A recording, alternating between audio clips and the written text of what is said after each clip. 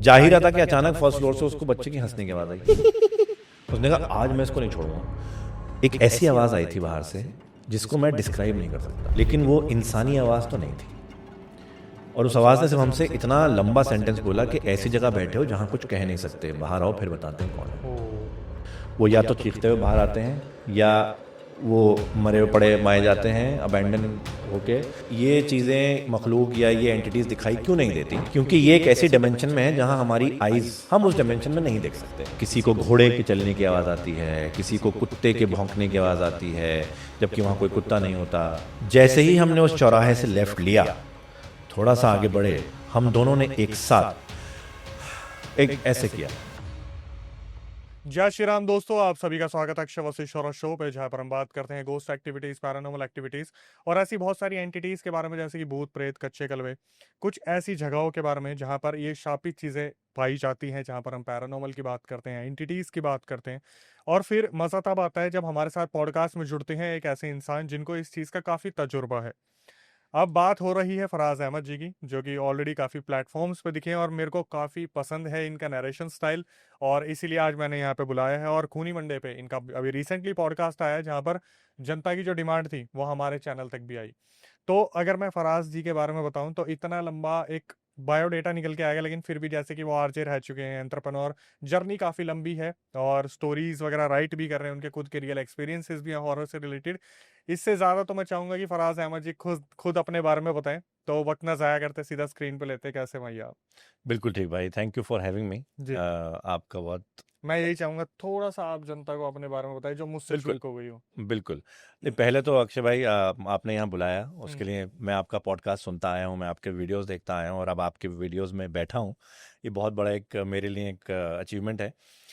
अपनी बात करूँ तो देखिए काफ़ी साल हो गए मुझे हॉरर से जुड़े हुए। हम्म। पर ये होता है कि कई बार कुछ वक्त लग जाता है चीज़ों को सामने आने के लिए। तो मैं हॉरर स्टोरीज तो लिख रहा हूँ, मेरे ख्याल से जब मैं 13-14 साल का था। लिख रहा हूँ मतलब जहन में आती है और एक पूरा एक वो फ्लो बन जाता है, लेकिन बचपन में आप कोई पेन पेपर लेके नहीं बैठते कि एज अ राइटर आप लिखें, बिल्कुल। पर हाँ बहुत सारी चीज़ें जहन में होती हैं। मैं आरजे रह चुका हूँ 2-3 रेडियो स्टेशंस दिल्ली में जिनके साथ मैं काम कर चुका हूँ और मीडिया इंडस्ट्री से जुड़ा रहा हूँ पूरा करियर अपना। और पिछले 4-5 साल से अपनी ही कंपनी चला रहा हम्म। हूँ, जिसमें हम लोग कंपनीज की ब्रांड्स की मार्केटिंग संभालते हैं, यूट्यूब मार्केटिंग हो या सोशल मीडिया मार्केटिंग हो या शूट्स हो, हम सब वो चीज़ें करते हैं। लेकिन ये जो स्टोरी टेलिंग वाला पार्ट है मेरा, ये मेरे लिए हमेशा से एक हॉबी, एक शौक रहा है। और वो भी ऐसा जिसको मैंने नर्चर करने की बहुत कोशिश करी है और ऑब्वियसली अभी तक ऐसा रहा कि मैं स्टेज पे कहानियाँ सुनाता आया। अब स्टेज पे कई जगह पर जैसे बहुत सारे लिटरेचर फेस्टिवल्स होते हैं जगह जगह पर, जैसे जयपुर लिटरेचर फेस्टिवल हो गया या उदयपुर लिटरेचर फेस्टिवल हो गया या आपका टाइम्स लिटरेचर फेस्टिवल हो गया। यहाँ पर कई बार तो हॉरर की ही डिमांड आती है हम्म। कि हॉरर स्टोरी सुनाएं, लेकिन कई बार लाइफ स्टोरी की डिमांड भी आती है, तो वो भी मैं लिखता हूँ। सिर्फ हॉरर नहीं, लाइफ स्टोरीज भी लिखता हूँ जिसमें एंड में कुछ मैसेज हो या एक कुछ सीख हो, उस तरह की स्टोरीज भी लिखी जाती हैं। ख़ास तौर से कॉलेज फेस्टिवल्स जब अगर मुझे बुलाते हैं, जो दिल्ली यूनिवर्सिटी के फेस्टिवल्स होते हैं, वो जो बुलाते हैं वहाँ वो लोग मिक्स ऑफ बोथ मुझसे डिमांड करते हैं, हम्म। जिसमें वो कहते हैं कि आप पहले हॉरर सुनाओ और फिर आप एक लाइफ स्टोरी, मतलब कुछ गैप पे गया था, दो दो परफॉर्मेंस होती हैं।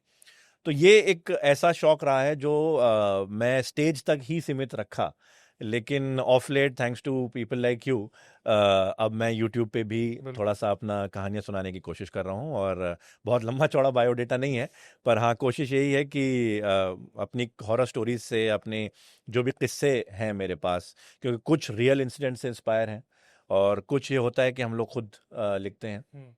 तो इन किस्सों से, इन कहानियों से लोगों को थोड़ा डराऊं, हाँ, थोड़ा बिल्कुल रिझाऊं बिल्कुल बिल्कुल। और थोड़ा उनको ये बताऊं कि हॉरर स्टोरी टेलिंग भी एक ऐसा जॉनर है जो आप या खूनी मंडे जैसे लोगों ने, दिव्या भाई ने एक अलग उसका एक एक कैटेगरी क्रिएट करी है, तो मैं भी उसमें थोड़ा सा अपना एक्सप्लोरेशन करना चाहता हूँ, बस यही बात है।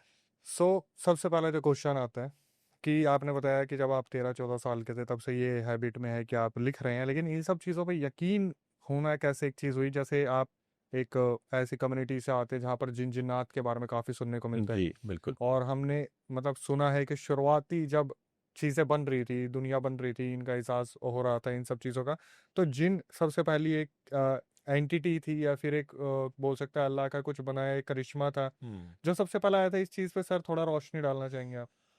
हाँ, देखिए जहाँ तक बिलीफ का सवाल है इन सब चीज़ों पे, उसमें कुछ हाथ तो ऑब्वियसली फेथ का भी है। हुँ, क्योंकि बचपन से मम्मी ने घर वालों ने चाहे वो दादा रहे हों या नाना रहे हों, या पापा हों या मम्मी हों, सब ने कहानियाँ वही सुनाई। हुँ, जैसा कि आपने बोला कि इस्लाम में कहीं ना कहीं जिन्न और जिन्नात और इसी मखलूक का बहुत जिक्र आया है। जी, और ये भी सही बात है कि अल्लाह ताला ने जिनों को या फरिश्तों को, तो कई लोग फरिश्तों और जिनों में कंफ्यूज हो जाते हैं, ये बहुत अलग एंटिटीज़ हैं। एंजल्स जो हैं वो फरिश्ते हैं, लेकिन जिन जो हैं वो जिन हैं। हुँ, जिन्नों को, जो अच्छे जिन हैं वो सॉर्ट ऑफ एक कैटेगरी नीचे आते हैं एंजल्स के, उनको एंजल्स की कैटेगरी में भी गिना जा सकता है। लेकिन इंग्लिश में अगर मैं बात करूं, जो यू नो शैतान के साइड के जिन होते हैं उनको डीमंस भी बोल सकते राइट, हैं। जो क्रिश्चियनिटी में भी डीमंस का जिक्र आया है। एक फिल्म भी आई थी एंजल एंड डीमंस के नाम से, आपने देखी होगी, तो उसमें भी कहीं ना कहीं वही है कि डीमंस जो हैं वो भी जिनों की ही कैटेगरी में है, बट वो लोग हैं जो शैतान की साइड के हैं, और उन लोगों को परेशान करना, लोगों की जिंदगियों में खलल डालना, या उनको बिल्कुल ही बर्बाद कर देना, या उनको डराना, या उनको मेंटली डिस्टर्ब कर देना, उनका एक उनका काम है, या वो चीज़ें करते हैं। तो ये तो बिलीफ तो शुरू से था अक्षय भाई, और बिलीफ उस वक्त ज़्यादा पुख्ता हो गया, मजबूत हो गया, जब मेरे साथ खुद कुछ इंसिडेंट हुए। हुँ, और 12-13 साल की उम्र में मैं इसलिए बता रहा हूँ क्योंकि उसी वक्त पहला इंसिडेंट मेरे साथ हुआ था। जब मेरे बचपन के दोस्त हैं, उनका एक उत्तराखंड में फार्म हाउस है, ठीक है, जो आज की डेट में उत्तराखंड है, उस वक्त तो यूपी था सारा। हुँ, तो हरिद्वार की साइड जाते हुए एक जंगल पड़ता है, राजा जी नेशनल पार्क। तो राजा जी नेशनल पार्क के आसपास उस वक्त कुछ किसानों को, कुछ ज़मींदारों को ज़मीन दी गई थी, तो कि वो वहाँ पर सिंचाई कर सकें, उसको ज़मीन को मेंटेन कर सकें। तो वहाँ मेरे फ्रेंड के फादर, जो एक एक जनरेशनल ज़मींदार रहे हैं हुँ, यूपी के, उन्होंने ज़मीन कुछ ली वहाँ खेती के लिए, और फिर फार्म हाउस वहाँ पे बनाया था। उस फार्म हाउस में हम गए थे जब हम 13 साल के थे। ठीक है, और वो फार्म हाउस ऐसा था कि बीच में खाली स्पेस थी, एक पक्का कमरा था, सीमेंटेड, एक उसके सामने छप्पर था, जिसमें बिल्कुल खाली था चारों तरफ से, एक हुँ, चारपाई डली हुई थी, और एक छप्पर की वो छत थी, और एक छोट छप्पर और था जिसमें खाना वाना बनाने की वो करती। अब आप, मैं बात कर रहा हूँ कई साल पुरानी, तो ऑब्वियसली उस वक्त ना तो मोबाइल थे, नो, ना ही कोई वहाँ पर बिजली का साधन था, ना ही कोई कम्युनिकेशन का साधन था वहाँ पर, डेवलपमेंट काफ़ी कम था, कुछ भी नहीं था। काफी कम तो छोड़ दी, कुछ भी नहीं था। इलेक्ट्रिसिटी कुछ भी नहीं, बिजली। कुछ भी नहीं था। तो मेन हाईवे से 40-45 किलोमीटर अंदर आके वो फार्म हाउस शुरू होता था, और फार्म हाउस के बिल्कुल बगल से जंगल शुरू हो जाता था। तो पक्का जो कमरा था सीमेंट का, वो मेरे फ्रेंड के दादा ने, हुँ, जो कि काफी कुरान पढ़ा करते थे, आलिम थे, तावीज दिया करते थे, उन्होंने पढ़ के वो बांध रखा था। ठीक है, और एक दिन क्या हुआ, हम लोगों का प्लान बना वहां जाने का। तो मेरठ से एक जिप्सी में सामान भर के, खाने पीने का, चूल्हा वूल्हा, क्योंकि वहाँ ऐसा तो है नहीं कि कोई हॉलीडे होम है कि वहाँ चूल्हा ऑलरेडी रखा हुआ है या कुछ हुँ, है, सब चीज़ें लेके जानी पड़ती थी। तो सारा सामान लेके 4 लोग, जिसमें मैं और मेरा दोस्त, 2 बच्चे, और एक मेरे फ्रेंड के फादर और उनके कज़न, सिर्फ 4 लोग वहाँ जा रहे थे। और कुछ लोगों को 2 दिन बाद अगले दिन ज्वाइन करना था, हुँ, बाकी फैमिली को। हम लोग वहाँ रात में किसी वक्त पहुंचे, देखा कि फॉरेस्ट ऑफिसर और उनकी टीम बैठी हुई है, उनका वेलकम करने के लिए। देखो भाई, जमींदार साहब आए हैं और वेलकम हो रहा है। तो जो खाना 4 लोगों के लिए 3 दिन के लिए गया था, वो खाना एक टाइम पे खत्म हो गया, क्योंकि इतने सारे लोग आ गए। बिल्कुल, और खाना बनाता कौन था? पास के गांव से कोई केयर टेकर आ जाता था, जो खाना वाना बनाना, सफाई वफाई करना ये कर लिया करता था। खैर साहब, वो खत्म हो गया। नेक्स्ट डे सुबह मॉर्निंग में मेरे फ्रेंड के फादर ने बोला कि भाई हम लोग हरिद्वार जा रहे हैं, कुछ सामान भी लेके आएंगे और कुछ लोगों से मिलना है, शाम तक आ जाएंगे। तो अब मैं, मेरा फ्रेंड और वो केयर टेकर, हम उस फार्म हाउस पे अकेले रह गए। हुँ, कुछ देर बाद, तकरीबन दोपहर के 3 बजे, उसके गांव से भी कोई आया और उन्होंने बोला कि तेरी माँ की तबीयत ठीक नहीं है, तुझे फ़ौरन बुलाया है। तो उसने अपनी साइकिल उठाई, उसने बोला कि जी मैं अभी बस 2 घंटे में आ रहा हूँ, कह के वो भी निकल गया। तो अब पूरे जंगल में एक फार्म हाउस जिसमें 2 12-13 साल के लड़के हाँ। अकेले रह गए। ना तो बिजली, ना खाने-पीने की कोई और सुविधा, बस हम 2 और वो जंगल और वो फार्म हाउस। थोड़ी दोपहर से शाम हुई, शाम से रात हुई, अंधेरा हो गया। ना तो उसके फादर आए और ना वो केयरटेकर आया। और हम 2 डरे हुए सहमे से लड़के, हमने डिसाइड किया कि हम कमरे में चले जाएंगे। तो हमने वो जो पक्का कमरा जो पढ़ के बांध रखा था उसके अंदर हम गए, अंदर से चटकनी लगा ली और चारों तरफ हमने मोमबत्तियां और लालटेन जला दी और हम बैठ गए। अब वहां बैठ के हम बातें कर रहे हैं, कुछ ना कुछ चल रहा है। वो जिम कॉर्बेट की किताब रखी हुई थी, उसमें की किताबें के किस्से पढ़ रहे हैं, वो सब चीजें हो रही हैं कि अचानक जंगल की साइड से गाड़ी के चलने की आवाज आई। अब जंगल में उस वक्त हालात ऐसे थे कि आप गाड़ी तो छोड़िए, आप ट्रैक्टर भी नहीं चला सकते। मतलब बड़े टायर वाली चीज छोटे टायर वाली कुछ नहीं चल सकती वहां, वो पॉसिबल ही नहीं था। तो गाड़ी के अंदर से जंगल के अंदर से गाड़ी की आवाज कैसे आ रही है, ये थोड़ा सा वो हुआ। और वो आवाज ऐसी थी कि सिर्फ आवाज आ रही थी, हमें कोई लाइट नजर नहीं आ रही थी। और अंधेरा बिल्कुल गुप्त था, बिल्कुल मूनलेस नाइट थी। तो अगर कोई भी चीज जरा सी भी जली हुई दूर तक 2 किलोमीटर दूर भी होगी तो वो नजर आ जाएगी, बिल्कुल सटीक पता चल जाएगा। लेकिन गाड़ी की आवाज आ रही है, गाड़ी की लाइट नहीं आ रही। अब हमने सबसे पहला थॉट यह आया है कि जंगल में यूजुअली मदमाश छुप जाते हैं, डकैत छुप जाते थे उस वक्त, ये सब चीजें थी। तो कोई ना कोई ऐसा है जो वहां छुपा हुआ है। तो हमने सबसे पहले मोमबत्तियां बुझाई, लालटेन बुझाई कमरे की, ताकि कमरे में अंधेरा हो जाए कि वो दूर से किसी को दिख गया होगा शायद। और फिर आराम से दुबक के ऐसे ऐसे सहम के से बैठ गए। गाड़ी की आवाज आ रही है, पास आ रहे हैं, पास आ रही है, पास आ रही है। और वो साफ हमें सुनाई दे रहा है कि आवाज जो है थोड़ा थोड़ा थोड़ा थोड़ा थोड़ा थोड़ा थोड़ा नजदीक आई जा रही है। फिर अचानक गाड़ी की आवाज ऐसी हुई कि जैसे किसी ने गाड़ी रोक दी, लेकिन गाड़ी स्टार्ट है, ठीक है। इंजन चल रहा है। फिर इंजन बंद हुआ, दरवाजा खुला, कोई उतरा, दरवाजा बंद हुआ और पैदल पैदल पैदल आहिस्ता आहिस्ता कमरे की तरफ बढ़ने लगा। अब हम दोनों बिल्कुल सहम गए थे, कांप गए थे बिल्कुल, हाथ पैर हमारे। और उस आवाज ने चारों तरफ कमरे के चक्कर लगाए, ऐसे उल्टा सीधा ऐसे चक्कर लगाए जैसे घुसने की जगह ढूंढ रहे हो। ठीक है, धीरे धीरे वो कदमों की आवाज ऐसी हो गई कि एक शख्स के कदम नहीं है, काफी लोग हैं, एटलीस्ट 2-3 लोग तो हैं ही। फिर वो और बढ़ने लगी, फिर थोड़ी बेचैनी सी आ गई उसमें, जैसे वो इधर गए फिर उधर गए, फिर ऐसे। हम इतने डर गए थे अक्षय भाई कि हम लोगों की आंखों में से आंसू आने लगे। 12-13 साल के बच्चे कितने ही होते हैं।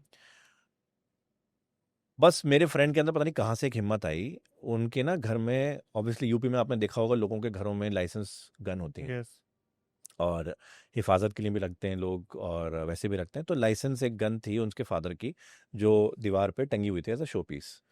मेरे फ्रेंड ने वो निकाली और सिर्फ फेक दिखाने के लिए, कारतूस तो उसमें थे नहीं, फेक दिखाने के लिए बस ऐसे कांपते हाथों से खिड़की की तरफ जाके पूछा एक बच्चे की आवाज में, कौन हो, बताओ नहीं तो गोली चला दूंगा, ऐसे करके। अक्षय भाई आज भी मैं उस बात को याद करता हूँ तो हाथ पैर जरा फूल जाते हैं कि एक ऐसी आवाज आई थी बाहर से जिसको मैं डिस्क्राइब नहीं कर सकता, लेकिन वो इंसानी आवाज तो नहीं थी। और उस आवाज ने सिर्फ हमसे इतना लंबा सेंटेंस बोला कि ऐसी जगह बैठे हो जहां कुछ कह नहीं सकते, बाहर आओ फिर बताते हैं कौन है। और वो आवाज नॉर्मल आवाज जैसी नहीं, मतलब मैं उसको शायद डिस्क्राइब ना कर पाऊं कि कैसी आवाज थी, कि वो जैसे फिल्मों में दिखाते हैं वैसी आवाज थी, नहीं वैसी भी नहीं थी, कुछ अजीब सा था, लेकिन बस इतना समझ पाए हम। और उसके बाद उसके हाथ से भी बंदूक छूटी, वो भी नीचे बैठ गया, मैं बेड के साइड में दुबक गया और हम दोनों सिर्फ रोने लगे। फिर वो मेरे मतलब हम दोनों ने हाथ पकड़ लिए एक दूसरे के और हम रो रहे हैं, सिसकियों से रो रहे हैं, क्योंकि उस वक्त ऐसा लगा कि बस शायद अब यही है, आगे कुछ जिंदगी है नहीं। और मतलब अब मैं सोचता हूं तो मुझे मेरा दिमाग इतना भी नहीं चल रहा था कि अब होगा क्या, बस रो रहे हैं। कितना बड़ा होता है 12-13 साल का बच्चा, सही बात है। 7th class 8th class maximum. हम रो रहे हैं, रोते रोते रोते हम शायद बेहोश हो गए दोनों दोनों। सिसकियों से रो रहे थे, सांस नहीं आ रहा था ऐसे करके, और हम दोनों बेहोश हो गए।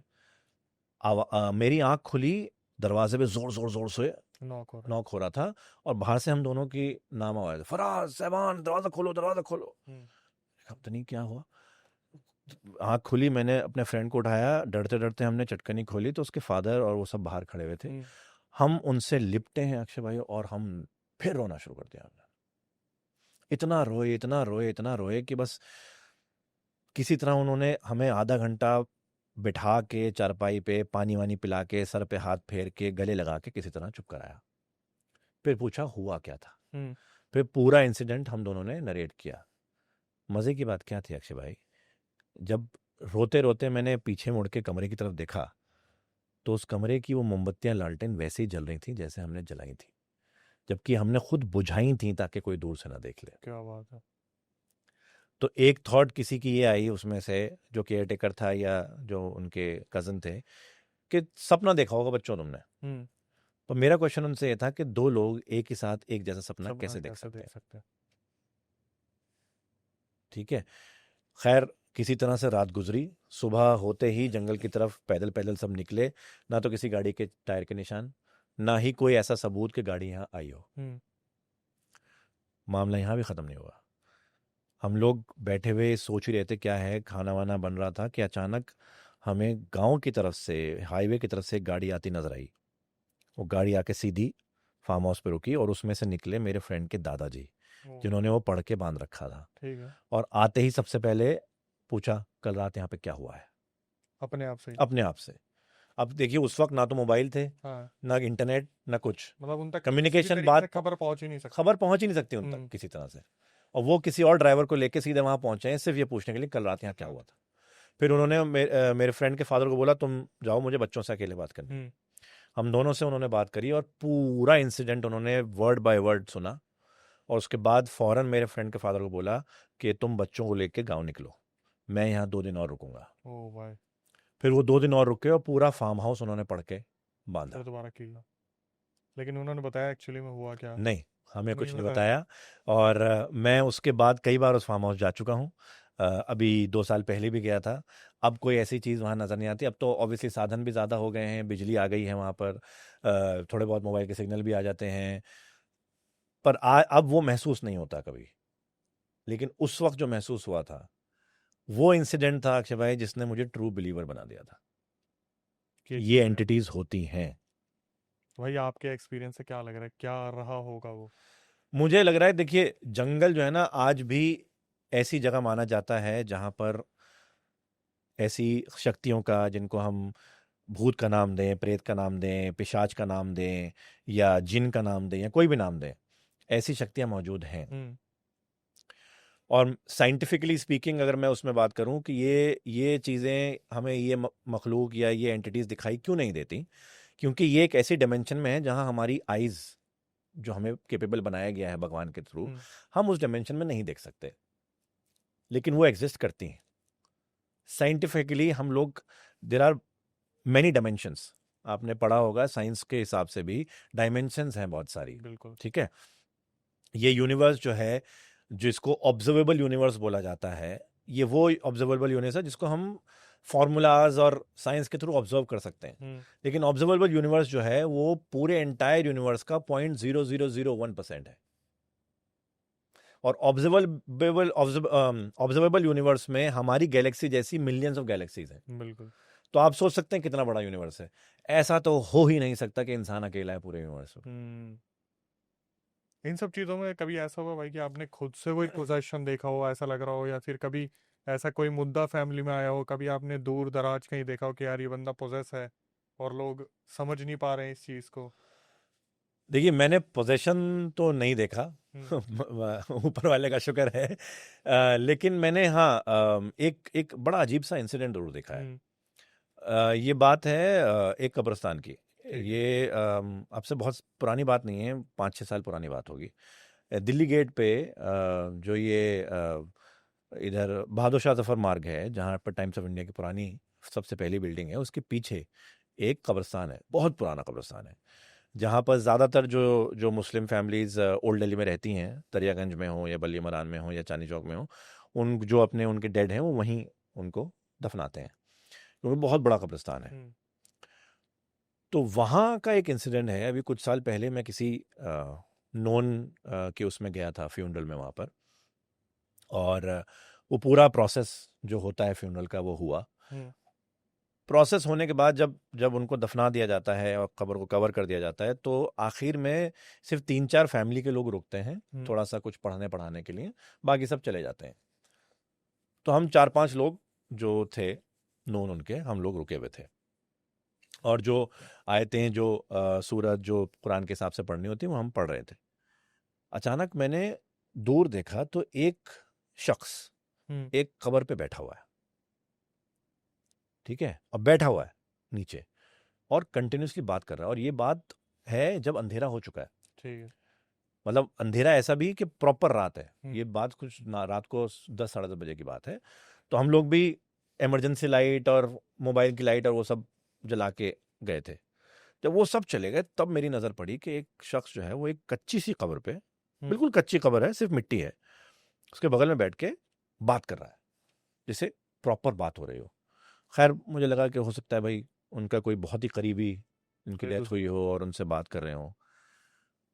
मेरा आंखें जब फटी की फटी रह गई जब मुझे जो लगा, जो मैंने महसूस किया, जो मैंने देखा, वो ये कि उसको किसी ने ऐसे हाथ पकड़ के उठाया है,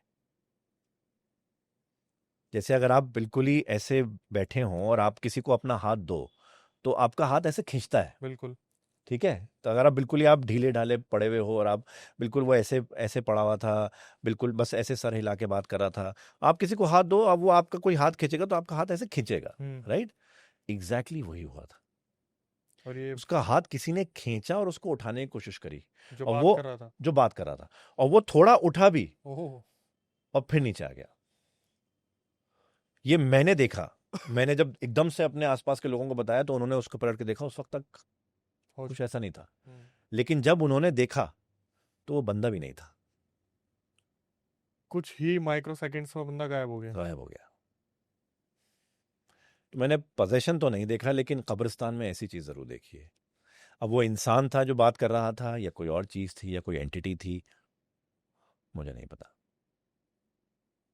ये एक ऐसी चीज है जिसका कोई एक्सप्लेनेशन है। कोई एक्सप्लेनेशन नहीं है। कई सारे कब्रिस्तान दिल्ली में आज भी ऐसे हैं जिनमें लोगों को जैसे दरियागंज में जो काफ़ी हवेलियां हैं पुरानी पुरानी, जो अबैंडन पड़ी हैं ज़मानों से, उसमें किसी एक कमरे में कोई रह रहा है तो रह रहा है, अदरवाइज नहीं हो रहे। उनमें होता क्या था, हवेली वाले यूजुअली क्योंकि अमीर लोग हुआ करते थे तो वो अपना ही कब्रिस्तान बना लिया करते थे हवेली के बिल्कुल पीछे, अपनी ही ज़मीन में।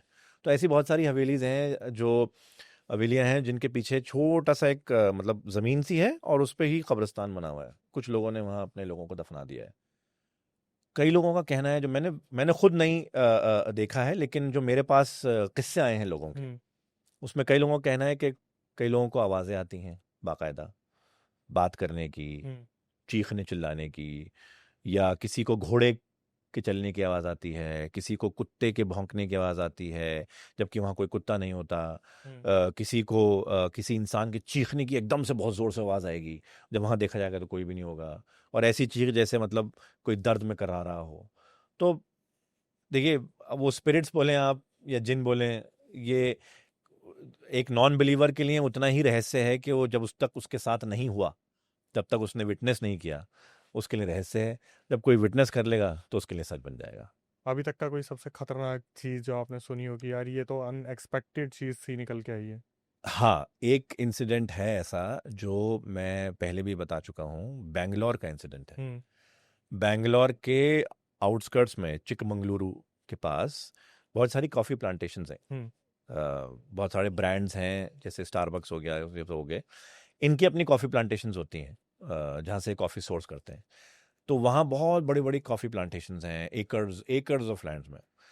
तो उन कॉफ़ी प्लांटेशन में काम करने वाले लोग भी हैं, और कुछ इंजीनियर्स हैं, कुछ लेबर्स हैं, कुछ मार्केटिंग के लोग हैं, कुछ ऑफिसेज हैं। तो उनकी वजह से क्या है कि आसपास जो है ना घर भी काफ़ी बन गए।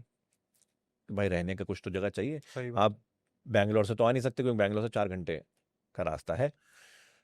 तो वहाँ का एक इंसिडेंट है जिसमें एक इंजीनियर की जॉब लगी थी किसी कॉफ़ी प्लांटेशन में, हम्म, और वो अपने बजट में आसपास एक घर ढूंढ रहा था। हम्म, उसको किसी ने घर दिखाया। वो घर नहीं था, वो 2 मंजिला हवेली, मतलब एक कोठी टाइप की थी, और फिर भी उसके बजट में थी। अच्छा जी। तो थोड़ा सा हैरान हुआ, डीलर से पूछा भी कि जी नहीं, बस यहाँ पे लोग कम ही आते हैं इसलिए बड़े हुआ, हम्म, टाल गया। उसको उस वक्त घर की बहुत ज़रूरत थी, उसने आवते दिखाना था, उसने सबमिट किया अपना डिपॉजिट और उसने ले लिया।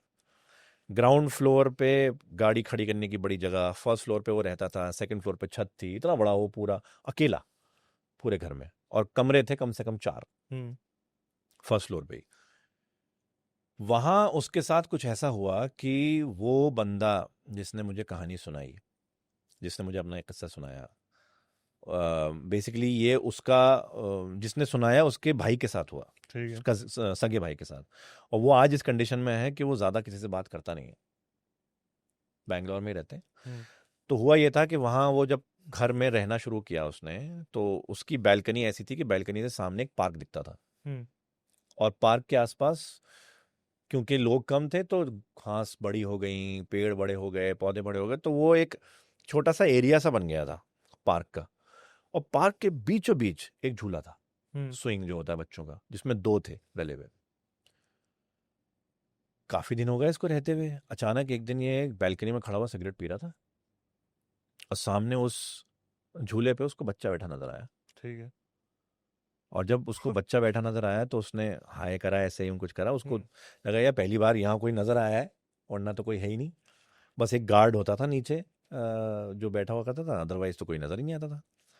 लेकिन बच्चे ने कोई रिस्पॉन्स नहीं किया, बस बच्चा वो उसकी लोहे की वो पकड़ के झूल रहा है, और इसको घूरे चले जा रहा है। हम्म, इसने थोड़ा वो हुआ कि घूर क्यों रहा है, ऐसे करके हाइप करने की कोशिश करी फिर से, कोई वो नहीं हुआ।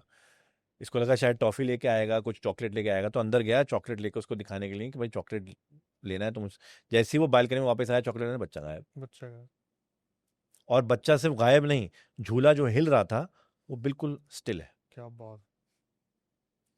और यही बात नहीं, झूले की सरफेस पे अभी भी मिट्टी है। अगर कोई उस पे बैठा था तो मिट्टी कैसे है। देखा क्या उसने? अब वो नीचे गया, गार्ड से पूछा कि यार यहाँ बच्चा था एक। कह रहा बच्चा सर यहाँ तो कोई बच्चा नहीं है। कह रहा मैंने देखा है यार झूले पे बैठे हुए। कह रहा नहीं सर यहाँ तो कोई बच्चा नहीं है। खैर साहब वो बात आई गई हो गई। अब उसको वो बच्चा रेगुलरली दिखने लगा, हम्म, और उसी को घूरता रहता था। एक दिन उसने सोचा कि यार आज मैं इसको पकड़ के रहूंगा। हम्म, वो जिस टाइम अराउंड वो दिखता था वो बैल्कनी में नहीं आया, वो बाहर से खड़े होकर देखने लगा। बच्चा दिखा, फौरन नीचे भागा कि आज पकड़ूंगा इसको। जैसे ही नीचे भाग के वो बाहर आया, उसने देखा बच्चा आगे भाग रहा है, वो बच्चे के पीछे भागा। वो भागते भागते भागते भागते वो पार्क क्रॉस करने के बाद आगे जाके एक राइट था, झाड़ियों में से निकल के वो राइट लिया उसने। राइट लेते उसको देखा कि एक और घर है वहां पर, जो कि बंद पड़ा है। ठीक है। और ख़ास बात यह है कि वो अंदर से बंद है। ओके। लेकिन उस घर को देख के कोई भी कह सकता है कि ये बहुत दिनों से अबैंडन है, क्योंकि उसके दरवाजे के पास काई जम गई है, हम्म, पत्ते आ गए हैं, और उसके शीशे टूटे पड़े हैं, वो सब चीज़ें हैं, कोई भी देख के बता देगा कि अबैंडन है। बच्चा वहाँ पे आके गायब। अब इसने कहा ये क्या हुआ, अपने घर देखने लगा। फिर उसने देखा कि घर का दरवाज़ा अंदर से बंद है, तो उसको लगा कि शायद बच्चा जो है अंदर जाके बंद बंद कर लिया। जा ही रहा था कि अचानक फर्स्ट फ्लोर से उसको बच्चे की हंसने की आवाज़ आई। अच्छे हंसने की आवाज़ आई। उसने कहा आज मैं इसको नहीं छोड़ूंगा। फर्स्ट फ्लोर के खिड़की के पास एक एक पेड़ की ब्रांच आती थी, हम्म, वो पेड़ पे चढ़ गया देखने के लिए। ब्रांच पे उसने देखा और अंदर खिड़की से देखने लगा, तो बच्चा नजर नहीं आया, सिर्फ एक बेड नजर आया। हम्म, बेड पे, अब क्योंकि हल्की सी लाइट आ रही थी बाहर से पड़ रही थी, तो बेड पे उसने देखा कि एक बड़ा सा धब्बा है जो कि सूख चुका है। हम्म, और वो ऐसा लग रहा है जैसे चाय गिरी हो या कुछ ऐसा गिर गया हो, लेकिन वो इतना बड़ा है कि 80% बेड कवर कर रहा है। तो इससे पहले कि वो सोचता कि ब्रांच गिरी और ब्रांच टूटी और नीचे गिर गया, उसके कमर पे भी लग गई। हाँ, अच्छा। अरे बच्चा गायब, मेरी चोट और लग गई, साला बेड है, ये कौन सा घर है, कुछ समझ में नहीं आ रहा। वो उठ के जाने ही वाला होता है कि बच्चे की फिर से ऊपर सवाल है, ऐसे ऊपर देखता है तो बच्चा झांक रहा है। हम्म, अरे आप तो मैं नहीं छोड़ूंगा इसको मैं। वो किसी तरह दरवाजा खोल के तोड़ के अंदर घुसता है, अंदर घुसते उसको बहुत बुरी स्मेल आती है, जैसे कुछ चीज़ सड़ गई हो। वो डिसाइड करता है कि मैं अकेला तो नहीं करूँगा ये। फ़ोन करता है पुलिस को, आसपास के लोगों को, अपने दोस्त को, अपने बॉस को फ़ोन करता है। बॉस कहता है बेटा पुलिस को फ़ोन कर, ये कुछ मामला गड़बड़ा है। उसने पुलिस को फ़ोन करा, लोग आए, आसपास के 2-4 लोग आए, गार्ड आया, पुलिस आई, और पूरा घर छानने के बाद ये पता लगा कि वो जो बेड पे धब्बा था वो लग रहा था खून का। ओके। और जहाँ से स्मेल आ रही थी, जब वो देखने की कोशिश करी तो एक अलमारी के पीछे एक रास्ता नज़र आया, एक एक डोर नज़र आया। जब वो खोला तो वो नीचे बेसमेंट में जाता था, और बेसमेंट में 4 लोगों की लाशें वहाँ सड़ गई थी, माय गॉड। जिसमें से 2 बच्चे थे, एक शायद माता। औरत थी और एक आदमी था। उनकी सड़ के ऑलमोस्ट स्केलेटन बन चुकी थी, डिकम्पोज हो चुकी थी। तो वो उसने उसको ये लगा कि शायद बच्चा किसी वजह से दिख रहा है मुझे। तो जब पुलिस ने अपने कब्जे में वो लाशें ली, पोस्टमार्टम हुआ, शनाख्त हुई, सब कुछ हुआ, पता नहीं लगा कौन लोग थे उस घर में, कौन उस घर में क्या कर रहे थे, किसने किया, क्यों ऐसा हुआ, क्या हुआ, ऊपर खून का धब्बा क्यों, किसी कुछ नहीं पता लगता। और कई महीने या साल तो हो चुके थे ये सब हुए। तो उसने फिर पुलिस में अर्जी डाल के उन चारों की लाशों को लेके अंतिम संस्कार किया, चारों का। उसके बाद से उसको बच्चा वो दिखना बंद हुआ। अब उसका ये कहना है कि उसको दिखा इसलिए था ताकि वो उन तक पहुंच सके और उनका अंतिम संस्कार कर सके, क्योंकि ये भी कहा जाता है कि अगर आपकी डेथ अनटाइमली है और आपको सही से अंतिम संस्कार या फ्यूनरल ना मिले तो आप भटकते रहते हो, आपकी आत्मा भटकती रहती है, ये भी कहा जाता है, और ये हर रिलीजन में कहा जाता है। तो हो सकता है वो केस हो, लेकिन उसके बाद से वो इंसान ऐसा हो गया कि वो काम करता है, अपनी जिंदगी जी रहा है, लेकिन ज्यादा किसी से बात करता नहीं इस बारे में। काफी बड़ा सदमा लग गया। बहुत बड़ा सब किसी के लिए भी यार, या ये तो है। मतलब हम में से गॉड फॉरबिड किसी के साथ ऐसा हो, बट अगर हो तो फिर वो पूरी जिंदगी का ट्रॉमा है। तो ये एक इंसिडेंट था जिसने मैंने जब सुना तो मुझे हिला दिया था। मैंने कहा ये किसी के साथ हो जाए, ठीक है, आप भूत देखते हो, आप कुछ देखते हो, आपको यकीन होता है, आपको एक माइंड आपका कहता है नहीं यार ये सब वैसी बातें हैं, लेकिन आप किसी ऐसे बच्चे को देख रहे हो जिसकी लाश फिर आपने देखी, गहरा सदमा लगना बनता है। वो आई डोंट थिंक इससे बड़ा कोई सदमा किसी का होगा। तो इस इंसिडेंट ने भी मुझे एकदम हिला दिया। तो वही है कि भाई ये अब या तो मैं बिलीवर हूँ इसलिए मेरे सामने ऐसे इंसिडेंट आते हैं, या मैं ऐसे इंसिडेंट सामने आते हैं इसलिए बिलीवर हूँ। यस। दोनों में से कोई बात भी हो सकती है। अच्छा, एक बात बताइए, जैसे आपने बताया कि बचपन में 13-14 साल वाला एक इंसिडेंट हुआ था, जो इस फील्ड में होता है, हॉरर की फील्ड में, आप तो काफ़ी टाइम पहले से लिखते आ रहे हो, समझते आ रहे हो, सुनते आ रहे हो, तो ये तो एक बात होती भी है कि चाहे आप किसी भी क्रिएटर से पूछ लो, उनको कहीं ना कहीं महसूस होता है रिकॉर्डिंग के टाइम पे। अभी आपकी 2-3 रिकॉर्डिंग आई है जो चैनल पे आई है, कभी आपको लगा है ऐसा कि यार जब आप इस बारे में बातचीत कर रहे हो, कभी रिकॉर्डिंग कर रहे हो, तो आसपास यार बड़ा अजीब सा माहौल सा हो गया है? ये बड़ा सही सवाल किया है आपने। देखिए होता क्या है, मैं यूजुअली रिकॉर्डिंग रात के समय करता हूँ, हाँ। क्योंकि एक तो वक्त भी उसी वक्त मिलता है और थोड़ी खामोशी सन्नाटा होता है। तो ऐसा ज़रूर डेफिनेटली महसूस होता है ख़ास तौर से जब मैं हॉरर स्टोरीज रिकॉर्ड कर रहा हूँ अपनी। तो कई बार ऐसा इंसिडेंट हुआ है जैसे एकदम से हवा आई, कान के पास से निकली, अ, ऐसा लगा मेरी वाइफ ने मेरा नाम पुकारा जबकि वो घर में ही नहीं है उस वक्त। क्या बात। ऐसा तो, क्योंकि देखिए मैं और मेरी वाइफ दोनों ही हॉरर के शौकीन हैं, बल्कि अब जो स्टोरीज आ रही हैं या हैं वो हम दोनों ने ही लिखी हैं, हम दोनों ही राइटर्स हैं। वो भी बहुत एविड रीडर हैं हॉरर की, और मैं भी हूँ, हम लोग सुनते भी हैं, पॉडकास्ट भी सुनते हैं, कहानियाँ भी सुनते हैं। बट तो इसीलिए कहीं ना ये ज़रूर होता है कि अगर हम बहुत ज़्यादा हॉरर की बातें कर रहे हैं और एक रात को हमने बैठ के कहानी क्रैक करी है, जो हमने लिख रहे हैं, जो कर रहे हैं, उसका क्लाइमेक्स क्रैक किया है, और नेक्स्ट डे उसकी रिकॉर्डिंग है, सब कर रहे हैं, तो बहुत बार महसूस होता है कि आसपास कुछ है। तो मैम ने भी बताया कभी कुछ ऐसा? बिल्कुल बिल्कुल, हम दोनों के साथ हुआ। उत्तराखंड में हम लोग छुट्टियों पे गए हुए थे, कौसानी। वो बताइए थोड़ा सा। तो कौसानी आई डोंट नो आप कितने लोगों को पता है, कौसानी नैनीताल से कुछ 4.5 घंटे 4 घंटे की दूरी पर है ऊपर।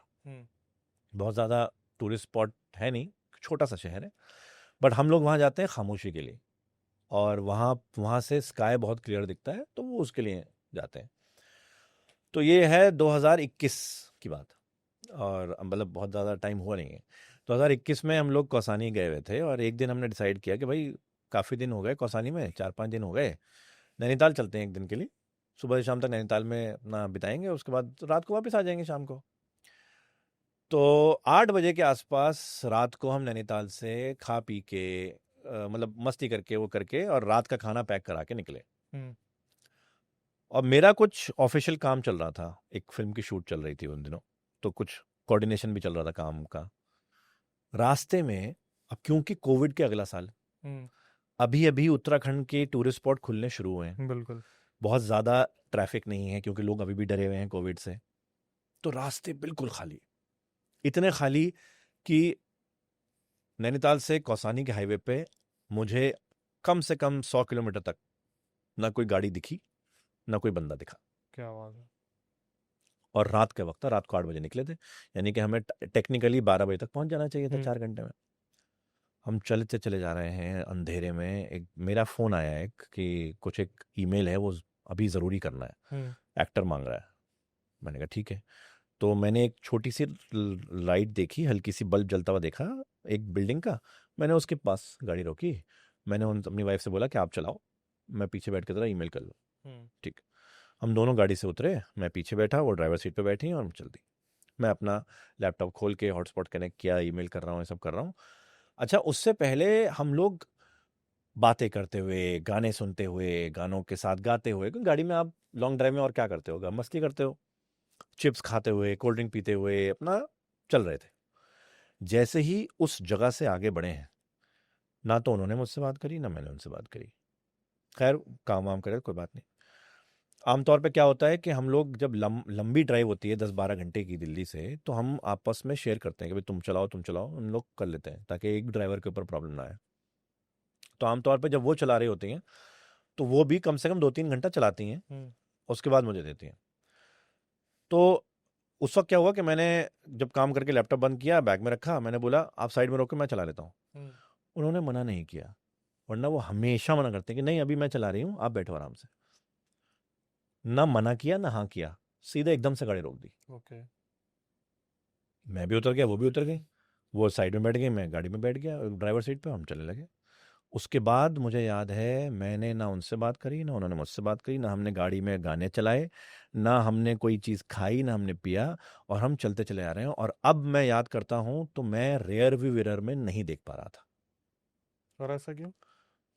मुझे नहीं पता, कोई रीजन नहीं है? कोई रीज़न नहीं है, पर हम दोनों सहमे में से बैठे हुए हैं और मैं गाड़ी चलाए जा रहा हूँ, और मेरा अंदर से मुझे आ रहा है कि मुझे जल्दी से होटल पहुँचना है। मैं पहाड़ों के रास्ते पे 60 के अबव चला रहा हूँ, जबकि वहाँ इतना स्पीड नहीं करना चाहिए, और मतलब बहुत गलत होता है। लेकिन मुझे उस वक्त एक बहुत ज़्यादा जल्दबाजी थी होटल पहुँचने की, जैसे वो होती है ना कि आपके पीछे कोई लगा हुआ है, हम्म, आपको आगे भागना है, वैसा। फिर अल्मोड़ा से आगे बढ़ के एक चौक आता है, वहाँ से जैसे ही आप लेफ्ट लेते हैं कौसानी की तरफ, वो एक बीच में एक बड़ी सी पुलिस का एक ऑब्जर्वेशन पॉइंट है, हम्म, जिसमें वो मचान पे बैठे रहते हैं ट्रैफिक कंट्रोल करने के लिए। जैसे ही हमने उस चौराहे से लेफ्ट लिया, थोड़ा सा आगे बढ़े, हम दोनों ने एक साथ कोई चीज हटी एकदम से? एक ऐसे किया, और हम दोनों एक दूसरे की तरफ देखा। मैंने कहा तुम्हें भी, कहेंगे आपको भी, बस जैसे एकदम से कोई बोझ उठ गया। अभी भी मुझे मतलब हम्म, बताते हुए गूज़बम्स आ रहे हैं, एकदम से कोई बोझ हटा हो। और मैंने उसके बाद मिरर भी एडजस्ट किया और सब किया, क्योंकि जब वो बैठी थी उन्होंने अपनी हाइट के हिसाब से एडजस्ट किया हम्म, था, जब मैं बैठता हूँ मैं अपने हाइट के हिसाब से एडजस्ट किया, तो मैंने हम्म, किया ही नहीं। मैं देख ही नहीं पा रहा था मिरर में, ना इन दोनों मिरर्स में ना इसमें। और जैसे ही वहां से लेफ्ट लिया, एक बोझ सा उतरा, और बस वहां से आधा घंटा था हमारा होटल, हम किसी तरह होटल पहुंचे, ना हमने खाना खाया ना कुछ करा। जैसे ही होटल पहुंचे, वहाँ उस होटल वाले ने, क्योंकि होटल में हमारे अलावा कोई था नहीं, कोविड का हम्म, टाइम था, होटल वाले ने दरवाज़ा बंद कर दिया था। हमने दरवाज़ा पीट के खुलवाया, उसको उठाया, तो एकदम से हमारी तरफ, हैरानी की तरफ देख के बोला आप कहाँ से आ रहे हो उस वक्त? मैंने कहा हम नैनीताल से आ रहे हैं। कह रहे कौन से वाले रास्ते से? मैंने कहा ये अल्मोड़ा वाला रास्ते। ऐसे हो गया। कह रहे नहीं सर, आप गलत करें, इस वक्त नहीं आना चाहिए था आपको वहाँ से। मैंने कहा भाई मैं अभी कुछ नहीं पूछूंगा इससे क्यों किस लिए, अभी तो चलो। हम रूम में गए, खाना एज इट इज़ रख दिया, और आई थिंक सोचते सोचते इस बारे में हम लोगों को नींद आ गई। हम्म, नेक्स्ट डे फिर मैंने उससे पूछा कहने सर उस रास्ते पे रात को वैसे ही मना करते हैं, आप तो बिल्कुल अकेले आए, उस वक्त तो कोई गाड़ी वाड़ी भी नहीं होगी, कोई लोग ही नहीं है उस रास्ते पे रात को। वो उनके यहाँ एक लैंग्वेज में उन्हें बोलते हैं बिचलियाँ सा लगता है, मतलब आपको ना एक वहशत सी होती है। यूपी की लैंग्वेज में बोलते हैं कि आपको वहाँ पे बिचलियाँ नहीं आई। मैंने कहा यार आई तो थी, लेकिन अब क्या करते हैं, हमें पता थोड़ी था। फिर थोड़ी रिसर्च करने के बाद पता लगा कि जहाँ मैंने गाड़ी रोकी थी, हाँ, वो जो लाइट जल रही थी, लैपटॉप पे काम वो कर रहा है एक पोस्ट ऑफिस, है। ओके। जो कि अपेरेंटली हॉन्टेड है। उसके पे कुछ लोग वीडियो भी बना चुके हैं। और पूरे रास्ते यूजुअली क्या होता है, छोटे छोटे गांव पड़ते हैं, हाँ, पहाड़ों के रास्ते पे आप जाओ तो, और गांव में बाहर कोई एक बल्ब जल रहा हो, कुछ सब बंद था, सिर्फ वो एक लाइट, इसीलिए मैंने वहां रोकी थी। उस रास्ते से हम फिर वापस नहीं गए, हम किसी और रास्ते से, दूसरे रास्ते से गए। लेकिन ये एक इंसिडेंट है जो मैं और मेरी वाइफ हमेशा याद रखेंगे, क्योंकि आज भी कभी पहाड़ों पे जाना होता तो याद तो जरूर हाँ, रखोगे। और हम उसके बाद 2 बार कौसानी जा चुके हैं, हाँ, लेकिन उस रास्ते से नहीं जाते, और उस वक्त नहीं जाते रात में। ये हमने डिसाइड कर लिया था उसके बाद कि पहाड़ों पर रात में ट्रैवल नहीं करेंगे। रात में चाहे आप दिल्ली से निकल जाओ, लेकिन पहाड़ पहुंचते पहुंचते तक लाइट हो जानी चाहिए। तो भाई जैसे कि आपने चीज़ें बताई, ये चीज़ें होती रहती हैं, और मैं तो खैर ये तो नहीं कहूँगा होती रहनी चाहिए, लेकिन ये जो पर्सनल एक्सपीरियंसेस हैं इन्हीं की एक और दौड़ शुरू करते हैं। कुछ ऐसे और एक्सपीरियंस जो आप जनता को बताना चाहो। भाई एक्सपीरियंस तो हैं काफ़ी, मतलब कोई ऐसा भाई कॉर्पोरेट एक्सपीरियंस रहा है जहाँ इतने सालों से आप हो, तो आपको लगा किसी ने बताया हो, जैसे कोई ऑफिस में ऐसा कुछ हो गया हो, या कोई करीब हाँ है ना? हाँ बिल्कुल। इनफैक्ट ये बहुत कॉमन इंसिडेंट मैंने सुना है उन लोगों का, जो एक टाइम पे जब गुड़गांव डेवलप हो रहा था, हाँ। जब डीएलएफ ने ये साइबर सिटी वगैरह, साइबर हब वगैरह डेवलप किया हम्म। था, तब कॉल सेंटर बहुत थे वहाँ पर। हम्म। आपको भी याद होगा, वो कॉल सेंटर आज भी हैं। और बहुत लोगों ने मैं बात कर रहा हूँ ये अर्ली 2000s की, हाँ, जब बहुत लोगों ने कॉल सेंटर जॉब ज्वाइन करी थी, और बड़ा मैं खुद इंग्लिश ने वाले। करी थी। हाँ, तो कॉल सेंटर में उस वक्त, आज भी वही है कि कैब्स पिक करती हैं, कैब्स ठीक है, ड्रॉप हाँ। करती हैं, राइट। तो गुड़गांव के किस्सों में मेरे कज़न थे, जो उस वक्त कॉल सेंटर में जॉब करते थे, हालांकि थे टेक्निकल में, बट कॉल सेंटर में ही थे। तो उनकी शिफ्ट होती थी नाइट शिफ्ट। ठीक है। वो वापस आते थे सुबह 3:30-4 बजे के आसपास, वो वापस आते थे। तो उनकी आंखों देखी वो है कि गुड़गांव के हाईवे पे, क्योंकि कैब बहुत सारे लोगों को लेके चलती है, तो हर किसी को ड्रॉप करती भी जाती है, और उनका स्टॉप बिल्कुल लास्ट होता था। हम्म। तो गुड़गांव के हाईवे पे टुवर्ड्स ओल्ड गुड़गांव हम्म। कैब जा रही थी, और हाईवे बिल्कुल खाली था, क्योंकि वो इतने बड़े बड़े फ्लाईओवर्स जो गुड़गांव के हैं वो उस वक्त बन रहे थे बहुत सारे। तो वो हाईवे पे चल रहे हैं, और अंधेरा सा है, ना लाइट है ना कुछ है। अचानक ड्राइवर ने स्पीड जो है पहले स्लो करी हल्की सी, हम्म। फिर एकदम से फास्ट कर दी। अच्छा, होता क्या है, जब कॉल सेंटर से आप लोग वापस आ रहे हैं तो आधी नींद में होते हैं लोग, और यूं ऊँग रहे होते हैं, कोई यूं ऊँग रहा है, कोई बैठे हुए हैं। तो जब वो तेज़ कर दी तो अचानक सबको थोड़ा सा वो लगा, तो एकदम से आँख खुली कि क्या हो गया भाई। तो वो ड्राइवर बड़ा घबराया से चलाए चले जा रहा है। अच्छा। हाँ, तो उन्हें बोला क्या हो गया, ड्राइवर ने कोई आंसर नहीं दिया। मेरे कज़न का कहना ये है कि वो बैठे थे बीच में, हम्म। एक बंदा इधर एक बंदा इधर। इधर वाले बंदे की अचानक से चीख निकली, अच्छा। जोर से चिल्लाया, क्या हो गया क्या हो गया। उसने एक औरत को गाड़ी के साथ गाड़ी की स्पीड पे भागते हुए देखा है, गाड़ी के बगल में, गुड़गांव हाईवे पे। गुड़गांव हाईवे पे। गाड़ी उस वक्त, क्योंकि उसने तेज करी, मिनिमम 60 पे होगी, मैं मानता हूँ। हालांकि ड्राइवर उस रोड पे एटलीस्ट 80 पे चलाएंगे, बट फिर भी फॉर आर्ग्यूमेंट से अगर आप बात करें 60 की स्पीड पे होगी, कोई कैसे भाग सकता है।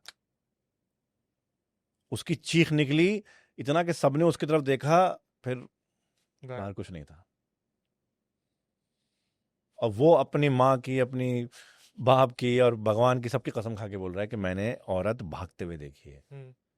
ड्राइवर ने बाद में बताया कि उसने एक औरत को लिफ्ट मांगते हुए देखा, जब वो हल्का सा पहले स्लो करी देखने के लिए क्या है, जब उसने उसको देखा गौर से तो उसको समझ में आया, क्योंकि ड्राइवर को तो आइडिया होता है ड्राइवर्स को वहाँ के, तो एकदम से उसने भगाई, फिर उसने रोकी नहीं, और इसलिए वो शायद साथ में भागी या क्या हुआ।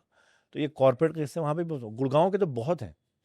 गुड़गांव में इनफैक्ट जो गुरु द्रोणाचार्य मेट्रो स्टेशन है और सिकंदरपुर मेट्रो स्टेशन है, उनके बीच में एक डीएलएफ कोर्ट बिल्डिंग पड़ती है। उस बिल्डिंग के बारे में काफी चीजें हैं। हाँ, ग्रीव कोर्ट है जिसमें ऊपर घंटी, वो सॉरी बेल, वो घड़ी लगी हुई है। उसको बिग बेन टाइप का जो लंदन में उस तरह का टावर बना हुआ है और ग्रीन कलर की बिल्डिंग है बिल्कुल कॉर्नर पे। उस बिल्डिंग के बारे में ये कहते हैं कि शाम को 6:30 बजे के बाद कोई रह नहीं सकता उस बिल्डिंग के अंदर, इसलिए सारे ऑफिसेज बंद कर दिए जाते हैं, सारे गार्ड्स ऑफिस से वहां से बिल्डिंग से चले जाते हैं, बाहर की साइड रहते हैं, अंदर कुछ नहीं होता। बहुत ऑफिसेज खुले जो नाइट शिफ्ट करने वाले थे या कर रहे थे, सब बंद हो गए। आज भी उस बिल्डिंग में 6:30 बजे के बाद आपको सारी लाइटें बंद मिलेंगी। रीजन ये है कि कई लोगों ने बहुत सारी चीजें सुनी हैं, देखी हैं। कई लोगों का ये कहना है कि शाम को अपने ऑफिस की उस पर खड़े हुए थे तो किसी ने पीछे धक्का दिया, नीचे गिराने के लिए, बच गए।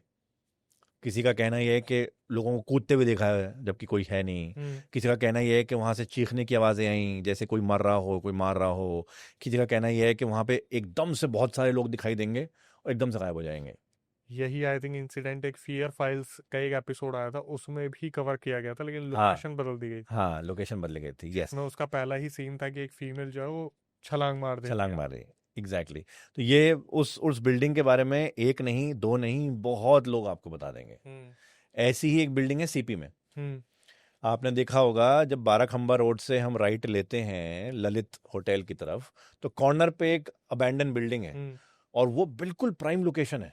12 खंबा रोड, ललित होटल के बिल्कुल बगल में कॉर्नर की बिल्डिंग। लेकिन कितने साल से वो ऐसे अनडन है किसी को नहीं पता। 4 कॉन्ट्रैक्टर्स, बड़े कॉन्ट्रैक्टर्स उसका कॉन्ट्रैक्ट ले चुके हैं बनाने का, और चारों की मौत हो चुकी है। चारों की मौत हो गई? चारों की मौत हो चुकी है। As per records, as per data, as per Google, 4 contractors आज तक जिन्होंने उसको बनाने का कॉन्ट्रैक्ट लिया है। पहले उनके लेबर्स की डेथ हुई, वहां से लेबर कूदी, पुलिस केसेस हुए, या लेबर को अचानक से दौरे पड़े, या कुत्तों की लाशें मिली बिल्डिंग के अंदर, इस तरह की चीजें हुई, और फिर वो कॉन्ट्रैक्टर बीमार पड़े और उनकी डेथ हो गई। वो बिल्डिंग आज भी ऐसी अबैंडन है, ना वो बनती है ना वो बन सकती है। तो ये इन्वेस्टिगेटर्स जो होते हैं जाते नहीं ऐसी लोकेशन पे? कई लोग गए हैं, कई लोग गए हैं जिन्होंने इसको कवर भी किया है। लेकिन किसी को ऐसा कुछ या तो दिखा नहीं, पुख्ता सबूत नहीं मिला, या क्या है। बिकॉज देखिए, कई इन्वेस्टिगेटर्स एक्चुअली जेन्युइनली इन्वेस्टिगेट करते हैं, जो आखिर में बता भी देंगे कि हमें कुछ महसूस नहीं हुआ। कई लोग सिर्फ अपने मटके फोड़ रहे हैं। हाँ, कई लोग अपने व्यूज के लिए, कुछ नहीं भी होगा तो कुछ कर देंगे। बट वहाँ कुछ जेन्युइन लोगों को मैं जानता हूँ जिन्होंने वहाँ पर इन्वेस्टिगेशन करने की कोशिश करी है, गए हैं, लेकिन उनको कुछ दिखाई नहीं दिया। अच्छा। कोई महसूस नहीं हुआ, कोई ऐसा सबूत नहीं मिला जिसके कहा जा सके। लेकिन आज भी कोई कॉन्ट्रैक्टर अगर उसको, एक तो कॉन्ट्रैक्ट लेने को तैयार नहीं है क्योंकि जो हिस्ट्री रही है, और अगर कोई जैसे ड्रग एडिक्ट्स कुछ होते हैं या कुछ चोर होते हैं जो घुस जाते हैं ऐसी जगहों पर, वो या तो चीखते हुए बाहर आते हैं या वो मरे हुए पड़े माए जाते हैं अबैंडन होके। क्योंकि कई, आपने देखा होगा, जो कई लोग जो बेचारे ऐसी हालत में होते हैं जिनके पास पैसे नहीं हैं, या ड्रग की हालत, उनको ड्रग की लत उनको लग गई है, इंजेक्शंस लगाते हैं, सोल्यूशन चूकते हैं, ऑल दैट, उनको जगह का फर्क नहीं पड़ता। उनको बस चीज़ें चाहिए ताकि वो कुछ बेच सके, बेच के पैसा कमाएं और जो है कुछ अपना वो स्मैक खरीद लें। ऐसे लोग कई बार वहां पर ऐसे ही अबैंडन लाशें मिली हैं जिनका कुछ पता ही नहीं है, कुछ शनाख्त नहीं है, कुछ नहीं है, और फिर एमसीडी उनको उठा के ले जाती है बिल्कुल बिल्डिंग के बाहर। तो वो बिल्डिंग का कहना, उस बिल्डिंग के बारे में यह है कि कोई कॉन्ट्रैक्टर उसको बनाएगा नहीं, कोई उसका कॉन्ट्रैक्ट नहीं लेगा। अब ये पैरानॉर्मल चीज फैलाई गई है ताकि वो बिल्डिंग ऐसी रहे, या एक्चुअली कुछ है, नो आइडिया। अच्छा, मैंने काफियों से ये चीज पूछने की कोशिश की है और मेरी इस बारे में दिव्य भाई से ही बात हुई है। आपको क्या लगता है बुरारी वाला जो कांड था इसका क्या सीन था? यार देखिए, मेरे मेरे अपने ओपिनियन ये है कि उसमें दोनों चीजें इन्वॉल्व थी। साइकोलॉजिकल, थोड़ा थोड़ा पैरानॉर्मल, थोड़ा साइकोलॉजिकल। पैरानॉर्मल इसलिए क्योंकि किसी एक शख्स में इतनी ताकत हो कि अपने पूरे परिवार का ब्रेन वॉश कर दे और उनको एक ऐसी चीज करने में मजबूर कर दे, ये बिना किसी ऊपरी शक्ति के पॉसिबल कैसे है मुझे नहीं पता। कोई काला जादू, या देखिए काला जादू तो बड़ा अजीब सा वर्ड लगता है लोगों को, यार काला जादू आज की डेट में कहाँ कोई, बट जो करा सकते हैं वो कराते हैं। और बहुत इंसिडेंट हैं ऐसे भी। तो कोई एक इंसान अपने पूरे परिवार का, सब इंक्लूडिंग बच्चे, हम्म, ऐसा ब्रेन वॉश कर दे कि वो फांसी लगाने को तैयार हो जाएं willingly. I don't understand how is that possible. कोई तो एक समझदार होता है, कोई तो एक समझदार होता, कोई तो एक रोक वो सकता होता है कि उसको। भाई नहीं, क्यों, क्या बेवकूफ़ी है यार हाँ, ये। सारे कैसे राजी हो गए। और दूसरा साइकोलॉजिकल इसलिए क्योंकि कोई एक कल्ट, और मुझे लगता है, मतलब मेरा ओपिनियन ये है कि हो सकता है मल्टीपल लोग शामिल हों जिनका कभी कोई जिक्र नहीं आया। हम्म, कोई रिचुअल परफॉर्म कोई हुआ। रिचुअल परफॉर्म हुआ, कुछ हुआ। बहुत सारे रिचुअल में हिप्नोटिज्म एक पार्ट होता है। यस। अ, हो सकता है वो हुआ हो, लेकिन ये बात तो देखिए अब सामने आएगी नहीं एक्चुअली क्या हुआ था। जिनके साथ हुआ वो तो चले गए, लेकिन बहुत बहुत दर्दनाक वो इंसिडेंट रहा है। और आज तक भी जब भी उस इंसिडेंट के बारे में पढ़ता हूँ या सुनता हूँ, एक चिल सी स्पाइन में आ जाती है कि कोई कैसे, पूरा परिवार कैसे एक साथ ऐसी चीज कर ये सकता है। चीज़ तो बहुत ही ज़्यादा इम्पॉसिबल है, सुनने में भी ऐसा लगता है कि यार ये कैसे हो सकता है। मतलब इम्पॉसिबल, इम्पॉसिबल। ये उसके ऊपर कई डॉक्यूमेंट्रीज बन यस। चुकी हैं, फिल्म्स बन चुकी हैं, सीरीज बन चुकी हैं, लोग ट्रू क्राइम पॉडकास्ट बना चुके हैं, हॉरर पॉडकास्ट में कहीं में उसका जिक्र हो चुका है, हम भी जिक्र कर रहे हैं। लेकिन हर कोई स्पेकुलेशन ही लगा सकता है। पुलिस भी स्पेकुलेशन लगा के ही बैठी हुई है। वो डायरी एक वो मिली थी, उसके बाद उसको पढ़ने के बाद अब वो उन्होंने लिखी या उनसे लिखवाई गई, किसी को नहीं पता। कैसे पता लगाओगे आप। जो अगर कोई एक्सटर्नल लोग शामिल थे किसी कल्ट के जो रिचुअल थे, हो सकता है लिखवाई गई हो। हम्म, अगर आपके अंदर इतनी ताकत है या आप हिप्नोटिज्म में वो रखते हैं, अपना एक्सपर्टीज रखते हैं, तो आप कुछ भी करवा सकते हैं। चाहे वो कुछ टाइम के लिए ही होता है, बट होता तो है ना। लिखवा सकते हो आप। या आपने ऐसा ब्रेन वॉश करा कि उसने लिखने में मजबूर हो गए, या एक्चुअली उन्होंने लिखा, क्या पता। तो ये तो बड़ा question question question question mark ही रह गया। यस। लेकिन अब आते हैं भाई के यूट्यूब चैनल के बारे में, थोड़ा सा जानते हैं, थोड़ा सा बताइए भाई अपने यूट्यूब चैनल के बारे में।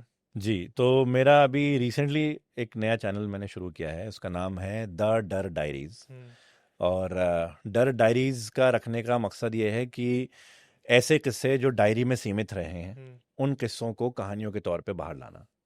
सारा प्लान ही यही है। तो उसमें अभी तक मेरे पास कुछ 30-35 किस्से आए हैं लोगों के, हम्म, जो आज तक शायद उन्होंने जो देखा, सुना या महसूस किया, वो अपनी डायरी में लिख रखा था। हम्म, अब वो चाहते हैं कि मेरे यूट्यूब चैनल के ज़रिए वो बाहर आए। तो द डर डायरीज नाम है, सब्सक्राइब करें। और अगर किसी के पास भी कोई किस्सा है जो उन्होंने अपने किसी डायरी के पन्ने में छुपा रखा है, जो शायद उन्होंने इसलिए नहीं बताया कि लोग यकीन ना करें, नहीं करेंगे और यकीन नहीं करके मजाक बनाएंगे, मैं उस किस्से को सामने लाने को तैयार हूँ। मैं अपने लफ्ज़ों में, अपने तरीके से उसको सामने लेके आऊँगा। और अगर कोई चाहता है कि उनका नाम सामने आए कि उनका किस्सा है, तो वो भी करेंगे। अगर कोई चाहता है नहीं नाम सामने आए, तो वो भी मंजूर है, जैसा वो करना चाहें। क्योंकि कई किस्से मेरे पास ऐसे हैं जिन्होंने बोला है कि आप हमारा नाम मत लीजिएगा, तो वो मैं उनका नाम ऑब्वियसली नहीं ले रहा, उनकी रिस्पेक्ट की जाएगी उस चीज़ में। कई लोग ऐसे हैं जो बोलेंगे नहीं, आप बता सकते हैं कि हमारा किस्सा है, यहाँ का है, इस फैमिली का है, तो वो उस हिसाब से भी हम लोग शूट कर रहे हैं। तो अगर किसी के पास कोई किस्सा है तो प्लीज़ मुझे मेरे इंस्टाग्राम हैंडल जो अहमद फराज 1111 है, आप उस पर डीएम कर सकते हैं। और नहीं तो अक्षय भाई और हमारा कुछ एक जो कंटेंट आया है साथ में, आप अक्षय भाई को भी भेज सकते हैं, हम साथ में मिलके वो कुछ एक कहानी कर लेंगे, कोई ऐसी प्रॉब्लम नहीं, जैसा करना चाहें। थैंक सो दोस्तों, जैसे कि बहुत ही ज़्यादा मज़ा आ रहा था और नहीं चाहते थे कि हम इस तरीके से ब्रेक लें, लेकिन जैसे कि पॉडकास्ट आप सुन रहे हैं और एक टाइम की लिमिटेशन होती है कि चीज़ें अगली बारी के लिए भी रखी जाए। जैसे कि पता चल रहा है कि कितना उम्दा एक तरीके से बताने का जो एक दिग्गज चीज़ है वो सामने निकल के आ रही है, और ऐसी चीज़ तो भाई हम भी अपने सीनियर से सीखते रहते हैं, तो काफ़ी अच्छा लग रहा है वो चीज़। और फिर हम यही कहेंगे कि सर की जो इंस्टाग्राम और यूट्यूब है दोनों डिस्क्रिप्शन में ऐड है, तो आप जाके फॉलो कर सकते हो और अपना रियल इंसिडेंट उनसे शेयर कर सकते हैं। लेकिन सबसे ज़्यादा जो इस टाइम पे ज़रूरी है वो है कि भाई वीडियो को शेयर करो, क्योंकि ऐसे गेस्ट बहुत मुश्किल से आते हैं और फिर जो कमेंट बॉक्स है उसमें डिमांड भी रखनी बहुत ज़रूरी है कि भाई बैक टू बैक बुलाया जाए। हम तो चाहते हैं कि भाई आते रहें और इसी तरीके से चीज़ें बताते रहें, क्योंकि जब एक्सपीरियंस आते हैं तो अपने चैनल पे बताएंगे और हमारे पे भी लेके आएंगे, तो आपको मज़ा आने वाला है और फिर बहुत सारी चीज़ें सीखने को भी मिलने वाली हैं। इसके बाद यही कहूँगा कि कभी आपको लगता है यार आपके पास भी कुछ रियल इंसिडेंट्स हैं जो आप कैमरे के सामने बताना चाहते हैं, आपके अंदर कुछ हुनर है ऐसा, आपको भी लगता है यार मैं भी जाके बताऊँ कि मेरे साथ कुछ ऐसी आप बीती हुई है या मैंने कहीं पे कुछ सुना है, तो इस चैनल की यूएसपी यही है कि हम क्रिएटर्स के साथ सब्सक्राइबर्स को भी मौका दे रहे हैं। कभी आपको ऐसा लगता है तो उसकी पूरी प्रक्रिया मैं आपको बताता हूँ।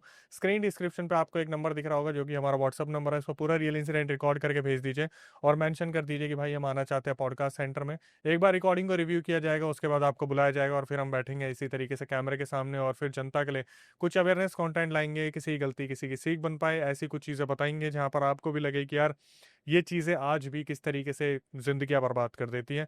फिर कभी आपको लगे आपके साथ कोई पैरानॉर्मल इंसिडेंट हुआ हो तो आप उसे रिकॉर्ड करके भेज सकते हैं, मैं अक्षय वशिष्ठ उसे नरेट करूंगा अपनी आवाज़ में। इसी तरीके से प्यार देते रहिए। इंस्टाग्राम, यूट्यूब को, स्पॉटिफाई पे हम अवेलेबल है, चलते फिरते आप हमें वहाँ सुन सकते हैं, लेकिन एक्सक्लूसिव कंटेंट आपको यूट्यूब पे ही देखने को मिलेगा।